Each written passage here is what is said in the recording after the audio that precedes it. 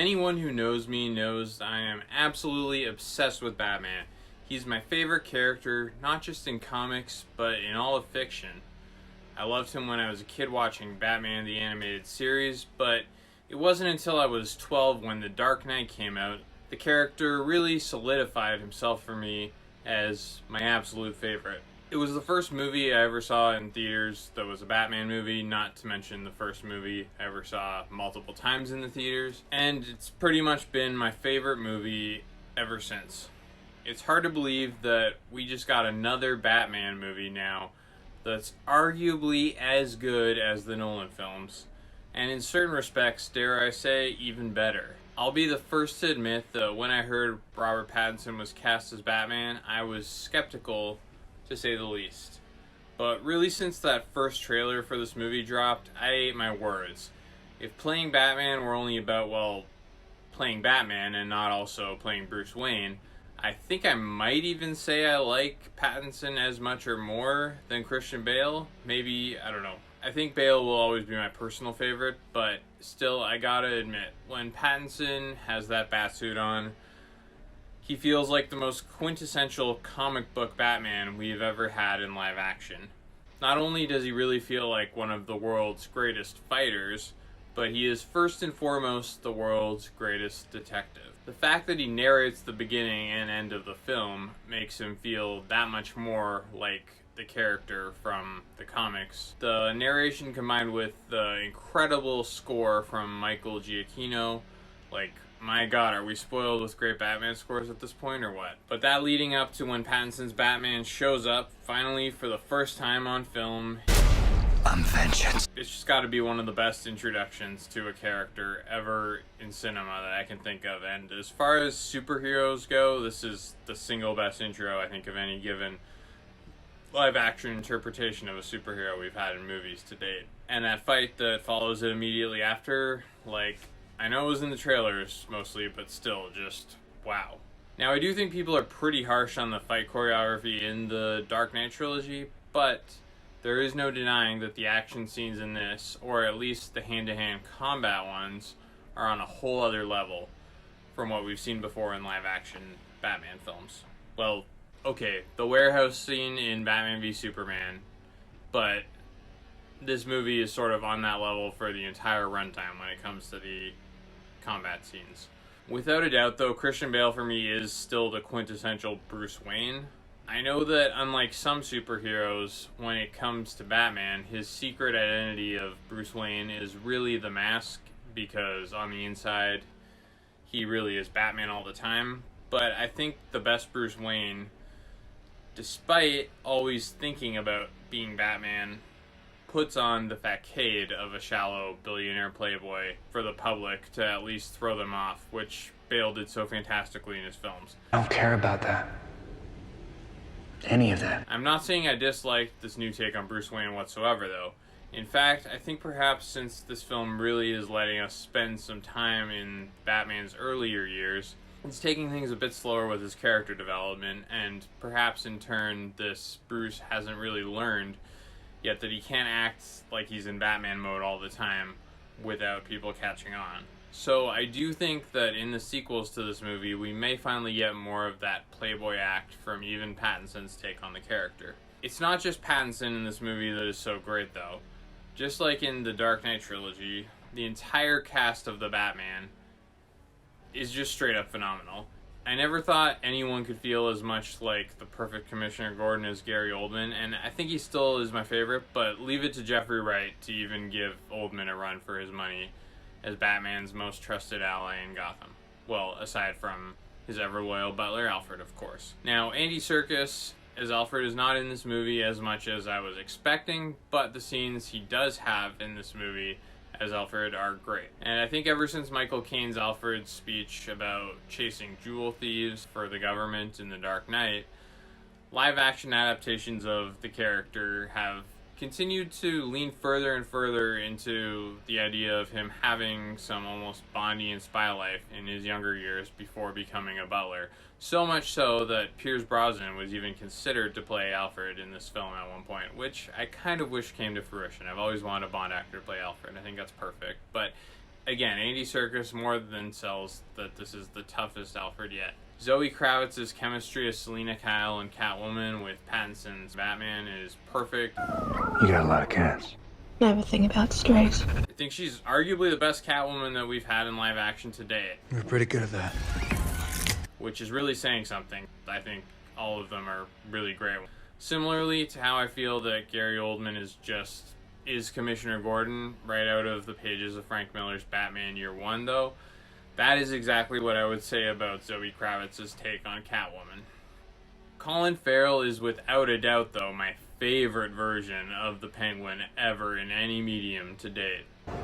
Wow, is that right? This movie's non-conventional casting choices here really paid off because I never would have pictured Colin Farrell in this role. But he is genuinely unrecognizable, as we saw in the trailer, and makes the iconic Batman villain his own. And despite obviously being, a scumbag, I found a lot about this version of Oswald Cobblepot to be genuinely funny without being silly. The fact that he is this tough mobster figure but then acts uncomfortable at the sight of graphic photos shown to him, I thought that was just hilarious. Take it easy! And it honestly just surprised me, given how dark they went with this film overall, that Matt Reeves and Colin Farrell were able to craft such a fantastic comedic relief kind of version of the Penguin without sacrificing him feeling like a credible threat. Pretty much everything great about this version of the Penguin is showcased, I would say, in one of the film's most stunning sequences. Of course, the Batmobile chase. I got you!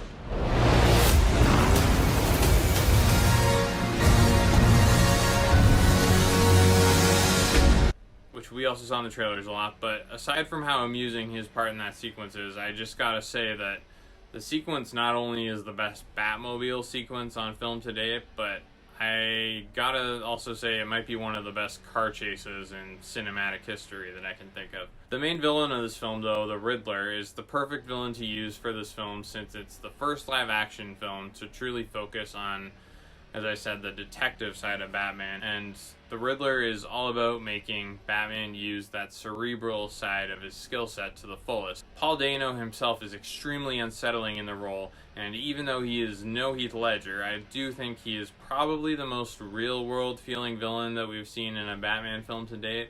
And as far as movie versions of Batman villains go, I think he ranks right up there with Tom Hardy's Bane and Michelle Pfeiffer's Catwoman in that very packed runner-up section to Ledger's Joker. So, though the Riddler himself, Edward Ashton's ultimate motivation, may seem somewhat underwhelming, I think, to some, the fact is that it is a petty revenge story because he feels like he was wronged by the world.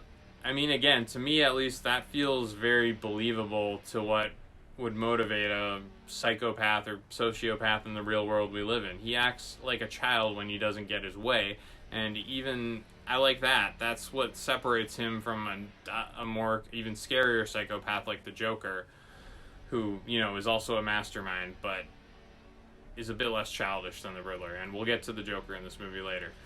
But as the plot unfolds, Bruce learns about his parents through the machinations of the Riddler, and the trailers did allude to the fact that this film would explore some dark secrets of the Wayne family's past, which had me really excited since this is often something explored in the modern Batman comics and even video games, but not really in the movies until now. And I really do love the way John Turturro's Carmine Falcone is used in this film as the piece of the puzzle that really ties everything together. Ultimately, he is the one in the end that everyone realizes they're after.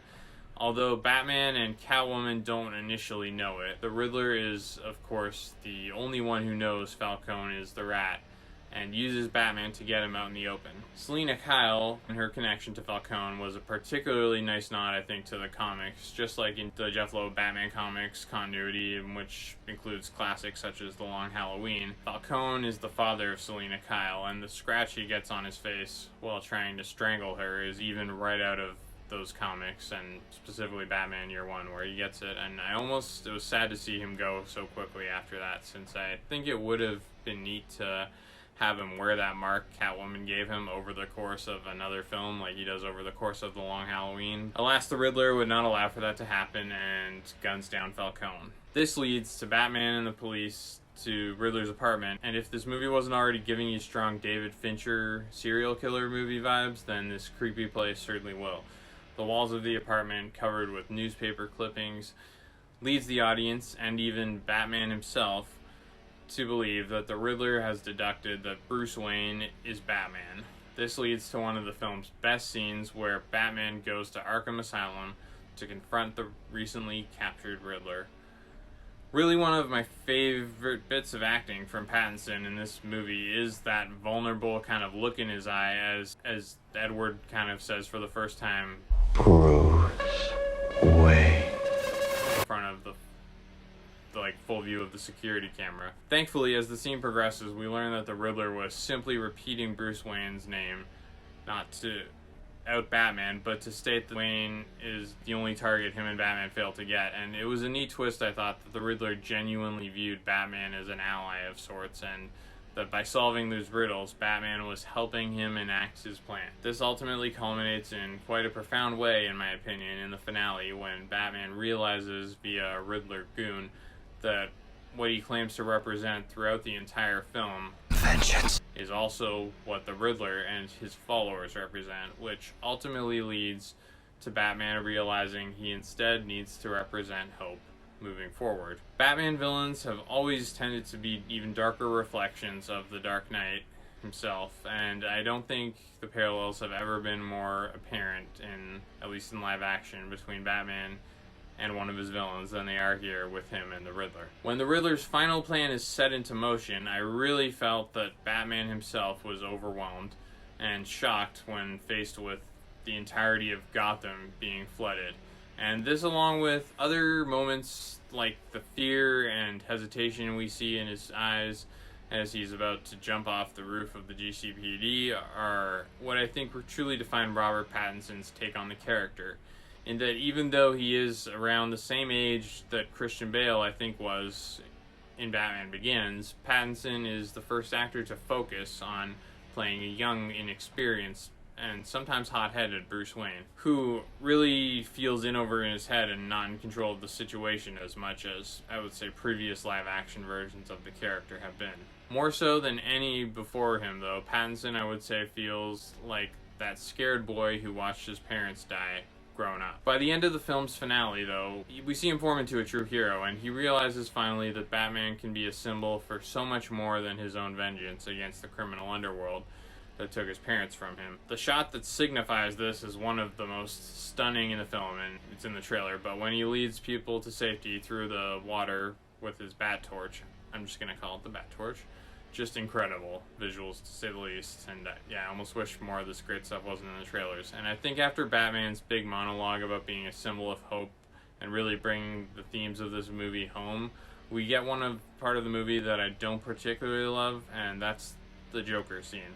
And that's the one in the movie, I mean. Admittedly, it's hard not to consider that deleted Batman Joker scene that was released a few weeks after the film.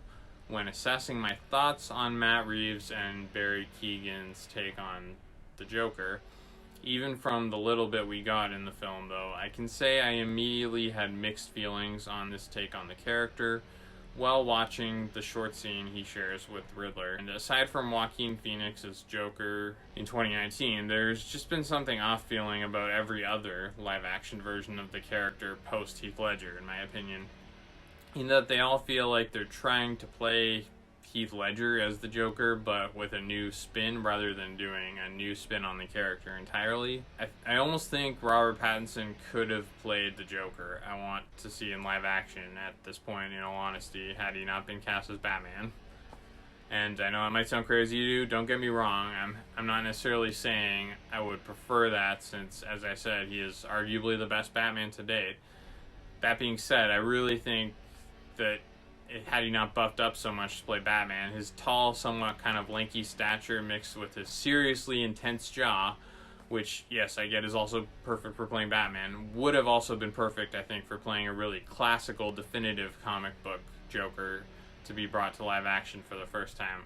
Like, think Mark Hamill's Joker look, specifically from the Batman Arkham games, only younger. Overall, though, as I've been saying, Matt Reeves did the unthinkable and gave us the start of a brand new cinematic Batman universe with this film. It's amazing that it feels as distinct from anything that's come before as it does, in my opinion, since getting to something that I was intensely wondering going into this film. It exists in a very similar plane of reality, you could say, as the Dark Knight trilogy, in that, like that trilogy, it seems nothing outright superhuman or fantastical exists in this Batman universe. In all honesty, as much as I love the film, I'm still unsure how I feel about the desire to keep this new franchise so grounded. And I'm all about the grounded franchise. The Dark Knight's still my favorite. But on one hand, I feel like Nolan's 3 Batman films already perfected the grounded take on the character. And it seems a shame to leave out all of the kind of awesome supernatural elements and characters, yet again, in Batman's lore, which is literally probably the richest of any comic book character there is, as far as I know.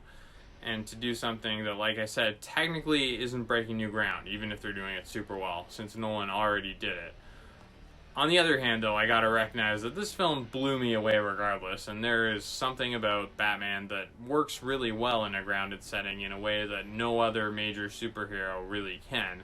So I get you wanting to mind that even more. And I suppose there is a part of me that simply is hoping the sequels can meet me halfway and get a little bit more comic booky without feeling like they don't fit with this movie, of course. And I do think that the door to superpowers in some capacity is a little more open, although I doubt it. But in this new universe than it was in Nolan's, at least, just because I did read the prequel book to this before the Batman, and Metropolis and LexCorp are mentioned, so I mean, I'm probably reading too much into that, though.